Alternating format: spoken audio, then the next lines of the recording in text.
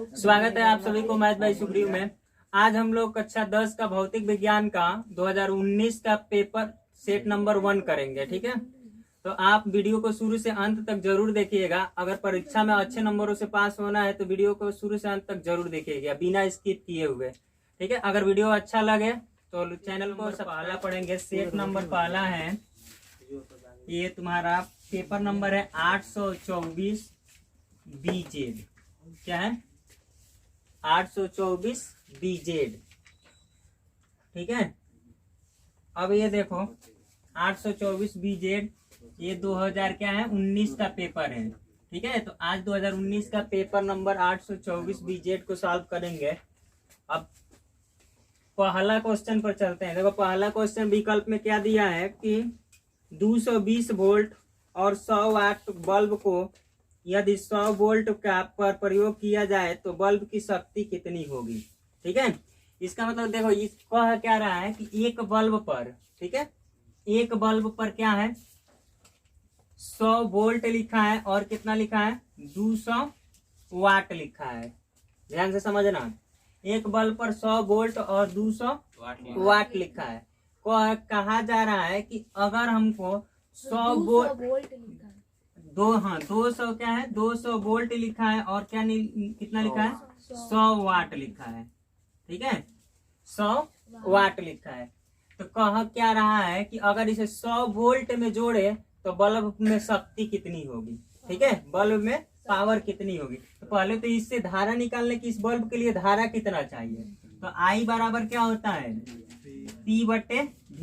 तो P का मान कितना 100 और V का मान कितना 200। तो 100 का नाम 100, 100 दूना 200, 1/2 क्या हो जाएगा एम्पियर।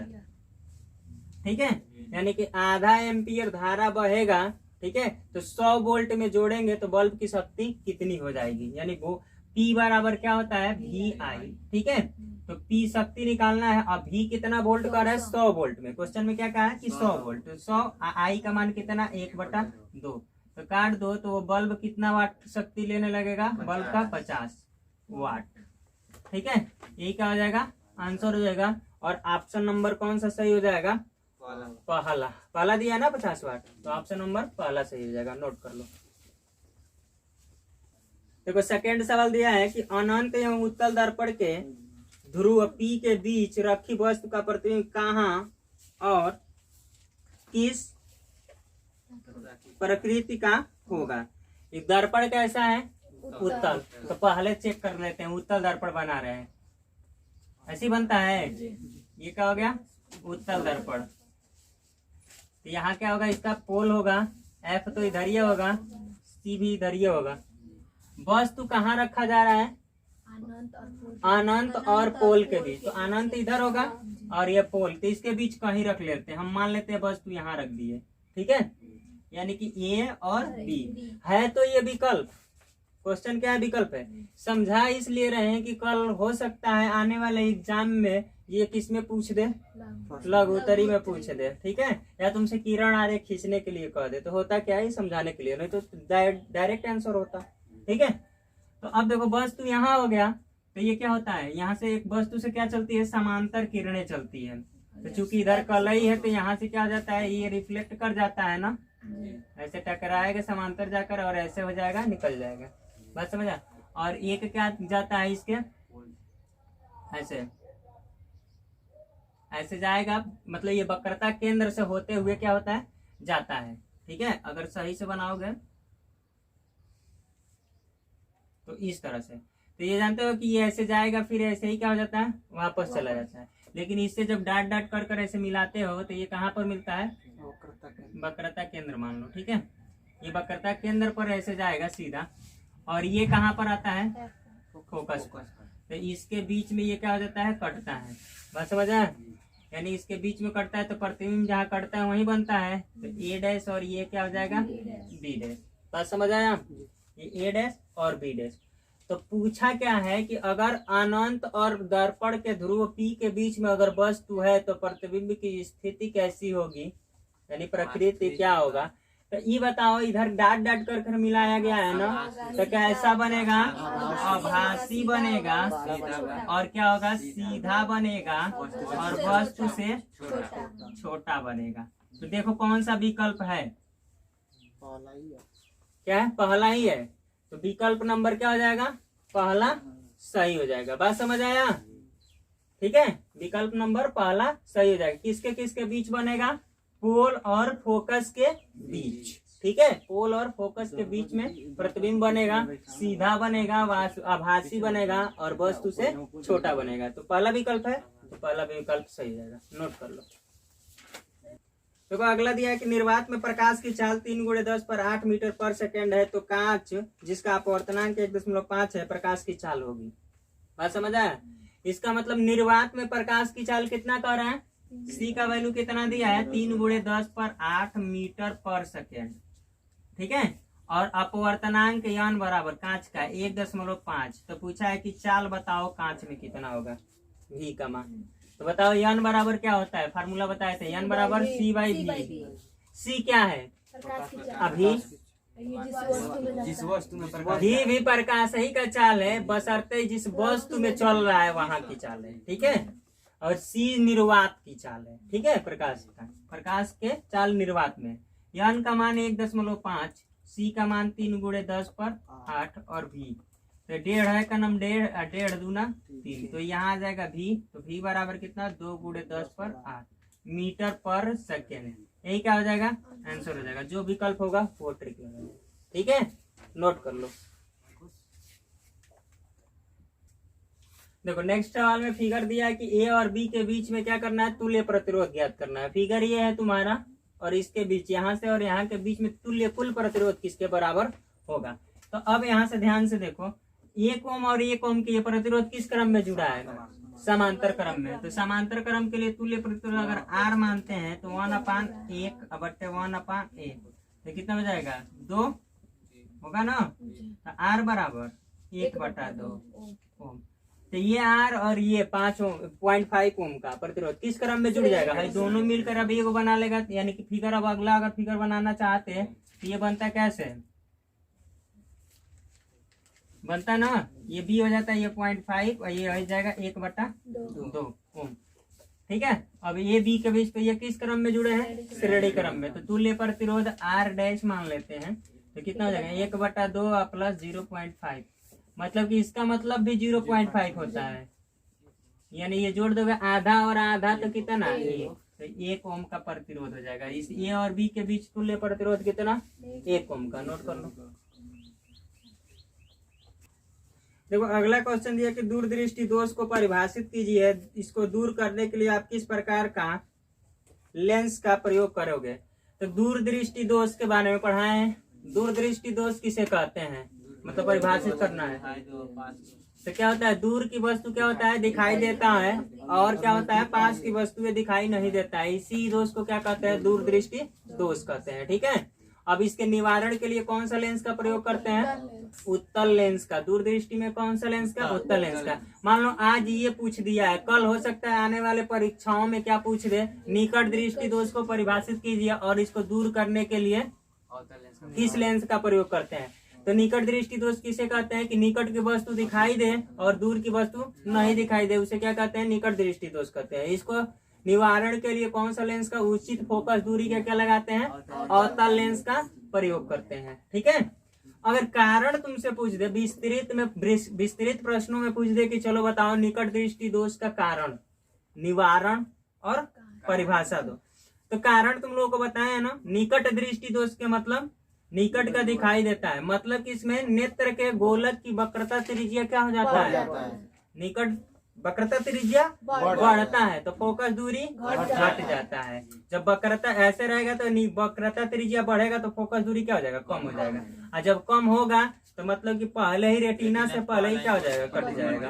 और जब रेटिना से पहले ही कट जाएगा तो यानी रेटिना के पहले ही प्रतिबिंब बन जाता है, इसकी वजह से वस्तु हमें दिखाई नहीं देती है। ठीक है, और दूरदृष्टि दोष का कारण क्या होता है? नेत्र के गोलक की वक्रता त्रिज्या कम हो जाता है। जब कम हो जाएगा तो फोकस दूरी बढ़ जाएगा। फोकस दूरी जब ही बढ़ा तो इसका मतलब प्रतिबिंब जो बनेगा रेटिना का पीछे कट जाता है।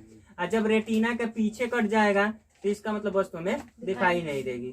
ठीक है, तो ये कारण किसका होता है, दूरदृष्टि दोष का। ठीक है, जब रेटिना पर बनता है प्रतिबिंब तब हमें वस्तु क्या होता है, दिखाई देता है। यानी रेटिना को छोड़कर आगे बन जाए या पीछे बन जाए प्रतिबिंब तो हमें नहीं दिखाई देगा। ठीक है, तो इसका मतलब कोई ना कोई क्या आ जाता है, दोष आ जाता है। ठीक है, तो ये कारण हो जाएगा, लिखा जाएगा। अगला क्वेश्चन देखो दिया है कि 1.5 वोल्ट के एक सेल का आंतरिक प्रतिरोध 0.5 ओम है। इस सेल द्वारा प्राप्त अधिकतम धारा का मान ज्ञात कीजिए। तो सीधा सीधा हम बताया ना फिजिक्स का, जब भी सवाल लगाओ कुछ नहीं, जो चीज दिया उसे नोट करो। दिया क्या है यहाँ, V का वैल्यू दिया 1.5 वोल्ट। ठीक है, और R का मान दिया है 0.5 ओम।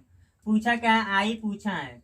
तो तुम जानते हो कि I बराबर क्या होता है, V/R होता है। तो यहाँ से V का मान 1.5, R का मान 0.5। आधा का पहाड़ा 3 बार पढ़ोगे, आधा 3 ढेर। ठीक है, यानी कि सीधा सीधा 5 3 15। ये इसका मतलब कितना हो जाएगा, I का मान आ जाएगा 3 एम्पियर, और यही क्या हो जाएगा, आंसर हो जाएगा। नोट कर लो, समझ आया। देखो अगला क्वेश्चन दिया है कि अपनी कार या बाइक के पीछे आने वाले वाहनों को देखने के लिए आप किस प्रकार का दर्पण का प्रयोग करेंगे, कारण सहित बताइए। बनने वाला प्रतिबिंब वास्तविक होगा या आभासी। अब एक देखो, अभी बताया ना रियर कांच का बात कर रहा है। ठीक है, यानी कि जो वाहन में 4 पहिए या 2 पहिए में पीछे जो ऐसा लगता है पीछे के देखने के लिए, वस्तु को जो पीछे से कोई आ रहा है गाड़ी उसे देखने के लिए कौन सा दर्पण का प्रयोग करते हैं, उत्तल दर्पण का। बताए थे ना कि उत्तल दर्पण का प्रयोग करते हैं वाहनों में कोई देखने के लिए। क्यों करते हैं उत्तल दर्पण का प्रयोग, क्योंकि उत्तल दर्पण में होता क्या है कि बहुत बड़े स्थानों को छोटे स्थानों में कवर कर कर क्या करता है, दिखा देता है। और वो भी कैसा, सीधा, इस तरह का सीधा दिखाता है। तो जो भी पीछे का, इसलिए वाहनों में प्रयोग करते हैं। पूछा है कारण बताओ, तो कारण में क्या बताएंगे कि पीछे क्या होता है, पीछे से बड़ी बड़ी गाड़ियां, बड़ी बड़ी जगह जो होता है उसे छोटा कर कर एक छोटे से कांच में हमें क्या कर देता है, दिखा देता है। ठीक है, ये किस दर्पण का गुण है, उत्तल दर्पण का। ठीक है, तो इसके वजह से उत्तल दर्पण का प्रयोग करते हैं। क्या नोटेगा। अब तुमको बताएं, इसमें पूछा है कि बताओ जो प्रतिबिंब बनेगा वो वास्तविक होगा कि आभासी होगा। तो बताओ उत्तल दर्पण है, उत्तल दर्पण में एनी टाइम हमेशा कैसा प्रतिबिंब बनता है, आभासी प्रतिबिंब बनता है। ठीक है, कैसा प्रतिबिंब बनता है, आभासी। सीधा सीधा बताएंगे उसे कि क्या होगा कि जो दर्पण की प्रकृति होगी, प्रतिबिंब की प्रकृति, वो कैसा होगा, आभासी होगा, और वस्तु से छोटा भी होगा और सीधा भी होगा। ठीक है, नोट कर लो। अब देखो अगला क्वेश्चन दिया है कि एक 5 सेमी लंबी वस्तु 10 सेमी फोकस दूरी के एक उत्तल लेंस के मुख्य अक्ष के लंबवत 20 सेमी की दूरी पर रखी है। प्रतिबिंब की प्रकृति, स्थिति एवं आकार ज्ञात कीजिए।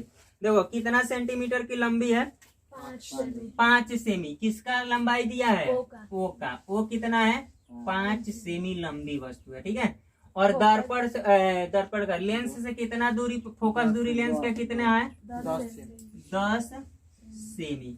तो लेंस कैसा है, उत्तल की अवतल, उत्तल। तो इसका मतलब प्लस की माइनस, प्लस। ठीक है, आगे क्या दिया है इसमें, लेंस मुख्य अक्ष के लंबवत 20 सेमी की दूरी पर रखी है। वस्तु क्या रखा है, 20 सेमी, यू यानी माइनस का हो जाएगा, 20 सेमी की दूरी पर रखा है। तो तुम ये बता दो कि प्रतिबिंब की लंबाई, मतलब प्रतिबिंब कितना लंबा होगा, और दूसरी बात की प्रतिबिंब की प्रकृति मतलब कितना दूर बनेगा, कैसा बनेगा, वास्तविक, आभासी, सीधा, उल्टा, ये सब। ठीक है, तो अब देखो सबसे पहले हम V निकालें। तो V निकालने के लिए क्या हो जाएगा, 1/F बराबर 1/U V माइनस 1/E, वही फार्मूला होता है। तो यहाँ से 1/F का मान कितना, 10, और V का मान निकालना ही है, और U का मान माइनस का 20। तो माइनस माइनस प्लस, तो 1/10 1/V अब प्लस का 1/20।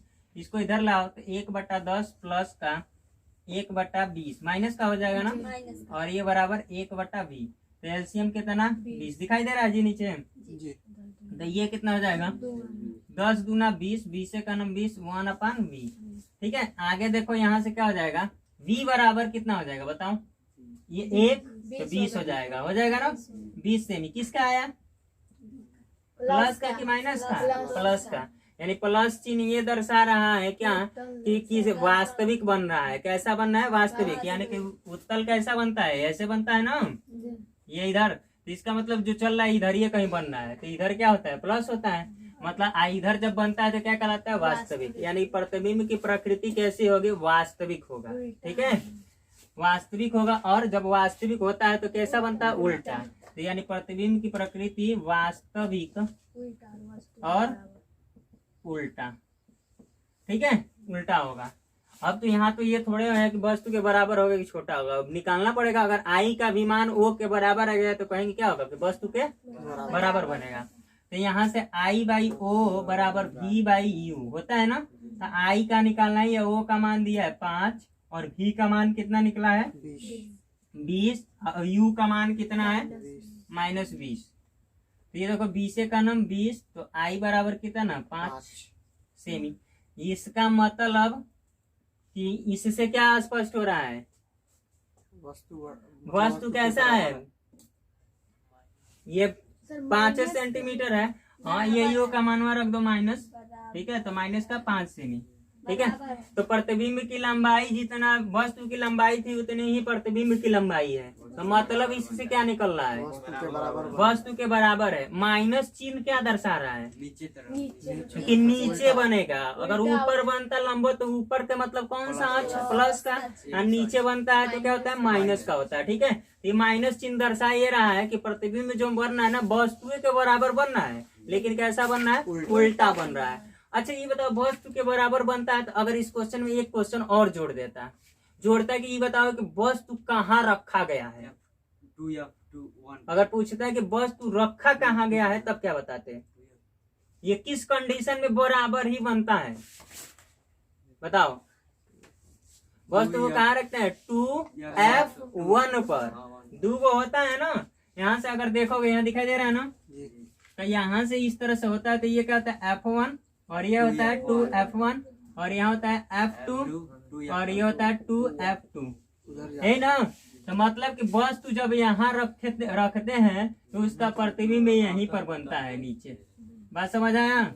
इसी पर और बराबर बनता है। तो यहाँ क्वेश्चन हो सकता है कल ये भी एक एक्स्ट्रा बढ़ा दे, जोड़ दे कि बताओ कि वस्तु कहाँ रखा गया था। तो सीधा कहेंगे कि वस्तु कहाँ रखा गया था? 2F1 पर वस्तु को रखा गया था। वहीं पर क्या होता है? ये कहीं ऐसा ही कंडीशन है कि जब वस्तु यहाँ पर रखते हैं तब प्रतिबिंब क्या होता है? सेम साइज का बनता है।